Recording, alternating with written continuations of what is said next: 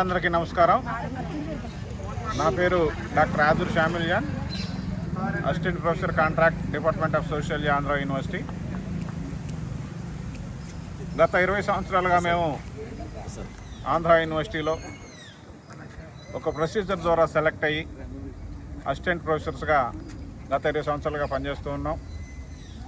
గత 20 సంవత్సరాలుగా రిక్రూట్మెంట్ లేనప్పటికీ మేము యూనివర్సిటీని, డిపార్ట్మెంట్స్ని మా సర్వీస్ ద్వారా మాకు చేతనైనటువంటి సహాయం, సేవ చేయగలిగాం బై అవర్ టీచింగ్. ఇప్పుడు ఈ 2026 సంవత్సరంలో ప్రభుత్వం ఒక మంచి ఉద్దేశంతో రిక్రూట్మెంట్ జరగాలనేటువంటి సదుద్దేశంతో రిక్రూట్మెంట్కి వెళ్ళింది. దాన్ని మేము స్వాగతిస్తున్నాం. కానీ దానికంటే ముందు 20 సంవత్సరాలుగా చేస్తున్నటువంటి మా సర్వీసులను కూడా ప్రభుత్వం పరిగణించాలని చెప్పేసి గౌరవ విద్యాశాఖ మంత్రి లోకేష్ గారికి విజ్ఞప్తి చేస్తున్నాం.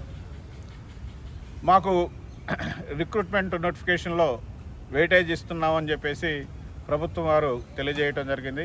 ఒక వాస్తవం ఏంటంటే, a coach cannot compete with an athlete.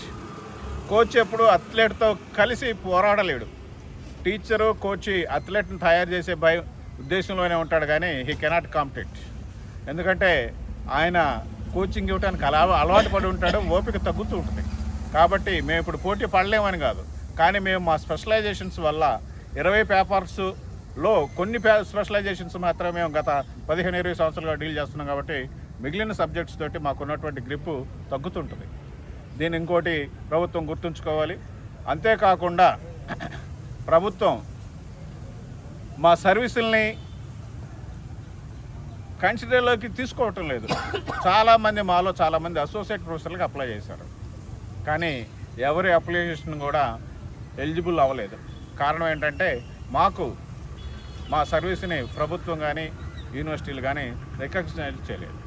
మేము ఎందుకు ఇంతకాలం పడి చేస్తున్నామంటే, ఏదో ఒక రోజు ప్రభుత్వం మాకు మేలు చేయకపోతుందా, ఏదో ఒక రోజు మా సర్వీసు మాకు ఉపయోగపడుతున్నటువంటి ఒక ఆశతో పనిచేస్తున్నాం. కానీ ఆ ఆశ మన రిక్రూట్మెంట్ ఇన్ఎలిజిబుల్ క్యాండిడేట్స్లో మా క్యాండిడేట్స్ అందరి పేర్లు ఉన్నాయి. ప్రభుత్వం దీన్ని దృష్టిలో ఉంచుకోవాలి.